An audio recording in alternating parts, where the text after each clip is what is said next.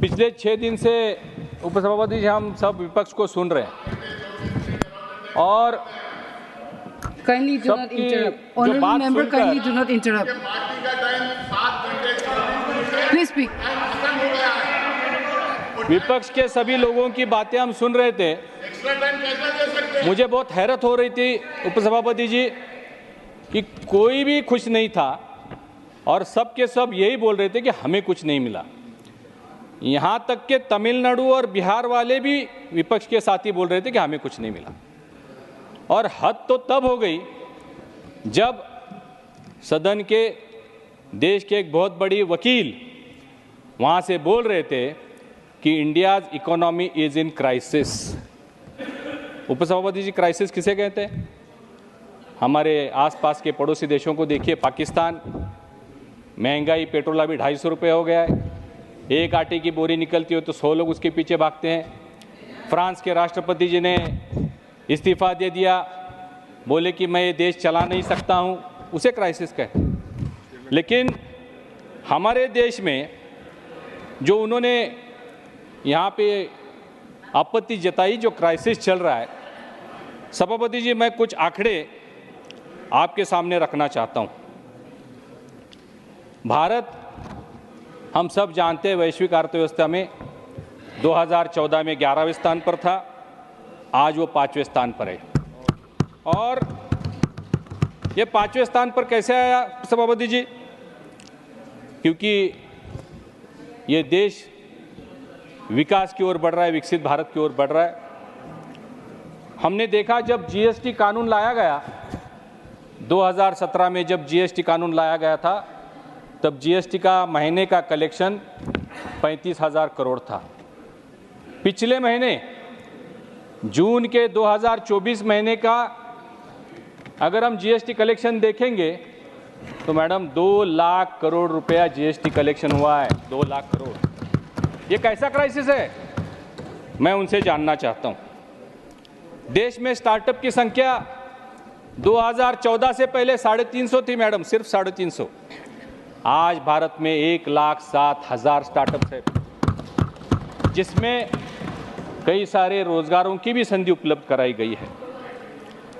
IT, जो income tax भरने वाले थे, उनकी संख्या 2 गुनी हो गई है मैडम। पर कैपिटा इनकम की बात वहाँ से बहुत बार चली। 2014 से पहले हमारे देश के लोगों की पर कैपिटा इनकम 76,000 थी, आज वो 2,12,000 हो गई है। ये कैसा क्राइसिस है, ये हम जानना चाहते हैं मैडम। कुछ आंकड़े और भी मैं बताना चाहूँगा।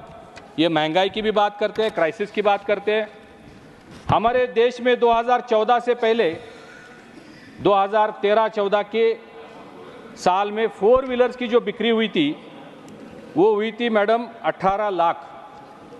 और आज 2024 में जो 4 व्हीलर कार्स की बिक्री हुई है वो है 42,18,746। 4 गुना। ये कैसा क्राइसिस है? 2 व्हीलर का जो सेल, 2 व्हीलर की बिक्री जो 2014 में हुई थी वो 1,14,000 थी, आज 2024 में 1,79,740 है। 3 गुना। ये कैसा क्राइसिस है मैडम? सिर्फ इलेक्ट्रिक बाइक्स का अगर हम यहाँ पे सोचें तो पिछले 1 साल में 9,10,000 इलेक्ट्रिक व्हीकल्स की बिक्री हुई है। ये कैसा क्राइसिस है? हमारे देश में टूरिज्म बढ़ रहा है, टूरिज्म के आंकड़े यहाँ पे दिए गए। जो बाहर से लोग देश में आते हैं उनके आंकड़े बताए गए, लेकिन हमारे देश से जो विदेश में लोग गए, सिर्फ 2024 के आंकड़े मैं आपको बताना चाहता हूँ। पहले मैं 2014 का बताऊँगा। 2014 में भारत से विदेश में यात्रा करने के लिए 1.5 करोड़ लोग गए थे। 2024 में ये संख्या 7.5 करोड़ है मैडम। लोगों की स्पेंडिंग कैपेसिटी बढ़ गई मैडम, क्योंकि लोगों का इनकम बढ़ गया है। एयरलाइंस की संख्या, एयरलाइंस के रूट, एयरपोर्ट्स की संख्या देश में सिर्फ 49 एयरपोर्ट्स हुआ करते थे, 74 एयरपोर्ट्स हुआ करते थे। आज देश में 149 एयरपोर्ट चल रहे हैं। 2014 से पहले देश में एयरलाइन के जो रूट्स थे वो 209 थे, आज 605 रूट्स है। और सबसे मजे की बात आपको बताऊं, आप सभी महसूस कर रहे होंगे, एयरलाइन का कोई भी टिकट आज आप खरीदने जाओ तो टिकट मिलता नहीं है, सारी फ्लाइटें फुल चल रही है, 609 रूट डोमेस्टिक चल रही है, और सबसे पहले जिसका बुकिंग होता है वो है बिजनेस क्लास। ये क्यों हो रहा है मैडम? क्योंकि लोगों की स्पेंडिंग कैपेसिटी बढ़ चुकी है। उन्होंने और एक बात कही मैडम कि उन्होंने कहा देश की हमारी इतनी बड़ी जनसंख्या है, 144 करोड़ लोग हैं, और बेरोजगारी का जो परसेंटेज उन्होंने बताया, आप रिकॉर्ड चेक कर लीजिए, उन्होंने बोला 83% लोग बेरोजगार है। 83% लोग बेरोजगार कैसे हो सकते हैं मैडम? तो ये देश कैसे चलेगा? ये देश कैसे चल रहा है? इतने सारे फैक्ट्रियां कैसे चल रही है? ये जो इतनी सारी 4 व्हीलर की बिक्री हुई, 2 व्हीलर की किसने बनाई है? तो ये आंकड़े उन्होंने थोड़ा सा आत्म परीक्षण करने की जरूरत है, मैं ये मानता हूं मैडम। बेरोजगार की बात करते हुए मैं ये पटल पे रखना चाहता हूं कि जो लोग ईपीएफओ भरते, जो पेंशन फंड भरते हैं, 2014 में कितने थे? 11 करोड़ थे मैडम। 2014 में हमारे देश में ईपीएफ प्रोविडेंट फंड भरने वालों की संख्या 11 करोड़ थी। आज हमारे देश में प्रोविडेंट फंड भरने वालों की संख्या 28 करोड़ है मैडम, 28 करोड़। मतलब इन 10 सालों में 17 करोड़ लोग प्रोविडेंट फंड भर रहे हैं जिनको जॉब मिला, और जो अनऑर्गेनाइज क्षेत्र में काम करने वाले हैं इससे ज़्यादा उनकी दुगनी संख्या है मैडम। और फिर भी यहाँ पे बोलते हैं कि बेरोजगारी बढ़ रही है। मैडम एक हमारा गवर्नमेंट पीएसयू एचएल है, हिंदुस्तान एरोनॉटिकल लिमिटेड, हम सब जानते हैं।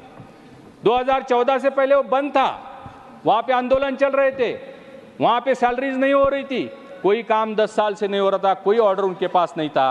आज डिफेंस की इतने ऑर्डर उनके पास है। हम सब जानते हैं कि हम डिफेंस का करीबन 70% सामान बाहर से इंपोर्ट करते थे। आज हमारी स्थिति ये है कि हम 96% इंडिजिनियस बन चुके हैं और हम विदेशों को भी एक्सपोर्ट करते हैं। और एचएल का मैं इसलिए जिक्र कर रहा था कि आज एचएल में पूरे पिछले आगे 5 साल के ऑर्डर्स उनके पास है मैडम। आज हमारे देश में डिफेंस के लिए मिग विमान बनाए जा रहे हैं, हॉक बनाए जा रहे हैं, सुकोई जैसे विमान भी हमारे देश में निर्माण हो रहे हैं। जो चॉपर्स और हेलीकॉप्टर्स होते हैं मैडम, ध्रुव जैसा चॉपर, चीता जैसा चेतक, ये सारे चॉपर्स हमारे देश में इंडिजिनियसली बन रहे हैं। और आईएनएस विक्रांत मैडम, जिस पर इतना बड़ा जहाज है कि उस पर 5 हवाई जहाज बैठते, आईएनएस विक्रांत भी 100% इंडिजिनियस हमारे देश में बना, हमारे लोगों ने बनाया। और ये बोल रहे बेरोजगारी यहाँ पे चल रही। मैं किसानों की बात करना चाहूँगा मैडम। किसानों के बारे में इन्होंने कहा कि इसके लिए कुछ भी नहीं है। मैं कोऑपरेटिव सेक्टर से आता हूँ, मैं कोऑपरेटिव सेक्टर की बात करूँगा मैडम। कोऑपरेटिव मंत्री यहाँ पे बैठे थे। पैक्स के लिए पहली बार सहकारिता मंत्रालय ने कुछ किया है। सहकारिता मंत्रालय पहली बार स्थापन हुआ है। हमारे नेता अमित भाई शाह जी के नेतृत्व में ये सहकारिता मंत्रालय शुरू हुआ। उन्होंने कई सारे कोऑपरेटिव्स को जीवन दान देने का काम किया। मैं शुगर इंडस्ट्री से भी आता हूँ, मैं शुगर इंडस्ट्री की बात करूँगा। पिछले 25-30 सालों से शुगर इंडस्ट्री पे एक बहुत बड़ा संकट आया था, वो था इनकम टैक्स का। जो शुगर कैन क्रश होता था, जो शुगर बनती थी, शुगर कैन का पेमेंट करने के बाद जो प्रॉफिट होता था वो कोऑपरेटिव सेक्टर वो किसानों को देते थे। और इसी को इनकम टैक्स वालों ने उनको नोटिस दिया कि ये जो ऊपर का पैसा है जो आप किसानों को देते हैं वो आपका प्रॉफिट है और ये टैक्सेबल है, और टैक्स की नोटिसें गई।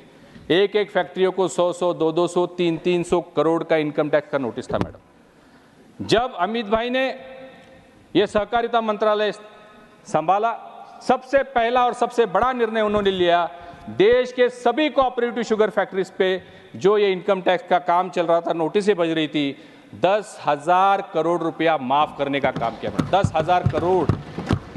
और इसी के साथ ही पैक्स जो preliminary agriculture cooperative credit societies है, हर गांव में 2-3 कोऑपरेटिव क्रेडिट सोसाइटीज है, उनको स्ट्रेंथनिंग करने के लिए, प्लीज कंक्लूड मैडम, उनको मजबूत करने के लिए, मैं महाराष्ट्र की बात 2-3 मिनट दे दिए मैडम, उनको मजबूत करने के लिए 27 किस्म के अलग अलग अभी प्रोविजंस किए हैं। अलग अलग बिजनेस वो कर सकते हैं मैडम। वो पेट्रोल पंप्स कर सकते हैं, गैस स्टेशन बना सकते हैं, वेयर हाउसिंग कर सकते हैं, डेयरी कर सकते हैं, जन औषधि केंद्र कर सकते हैं। ये सब नया, और इसको पूरा समर्थन केंद्र सरकार की तरफ से उनको मिलने वाला है। मैं महाराष्ट्र की बात करूंगा मैडम। महाराष्ट्र में ये बोल रहे थे जो हमारे साथी सदस्य कि महाराष्ट्र को कुछ नहीं मिला। मैं 2-4 आपको आंकड़े यहाँ पे गिनवाना चाहूँगा। महाराष्ट्र में जो वार्ड 1 पोर्ट बन रहा है उसके लिए 76,000 करोड़ रुपए केंद्र से दिया है। मुंबई मेट्रो के लिए 1087 करोड़, मुंबई अर्बन ट्रांसपोर्ट के लिए 908 करोड़, विदर्भ मराठवाड़ा सिंचाई प्रोजेक्ट के लिए 600 करोड़, महाराष्ट्र रूरल रोड्स के लिए 400 करोड़, मुंबई दिल्ली इंडस्ट्रियल कॉरिडोर के लिए 499 करोड़, कृषि प्रकल्प के लिए 598 crore, economic corridor 467 crore, MMR green urban mobility 150 crore, Nagpur metro 683 crore, Nag नदी के लिए 500 करोड़, पुणे मेट्रो के लिए 814 करोड़, मुला मुठा रिवर के लिए 690 करोड़ और महाराष्ट्र के जो रेल प्रोजेक्ट्स है उसके लिए 15,940 करोड़ दिए मैडम। बस मैं खत्म कर रहा हूँ। पोषण अभियान के लिए 1700 करोड़। रविचंद्र मैं शेयर करके खत्म। Thank you sir, thank you madam. ఉమసాబాతి మహోదయ్, thank you. 2024 Honorable Speaker, 15 seconds. 15 seconds. विपक्षी के कुछ साथी बोल रहे थे कि निर्मला जी का ये आखिरी भाषण है। मैं उस पर कहना चाहता हूँ अभी बहुत काम बाकी है। जिंदगी की असली उड़ान अभी बाकी है, हमारे हौसलों का इंतहाम अभी बाकी है। अभी तो नापी है मुट्ठी भर जमीन, आगे तो सारा आसमान बाकी है। जय हिंद, जय महाराष्ट्र। वीके न्यूज, राष्ट्र के नाम।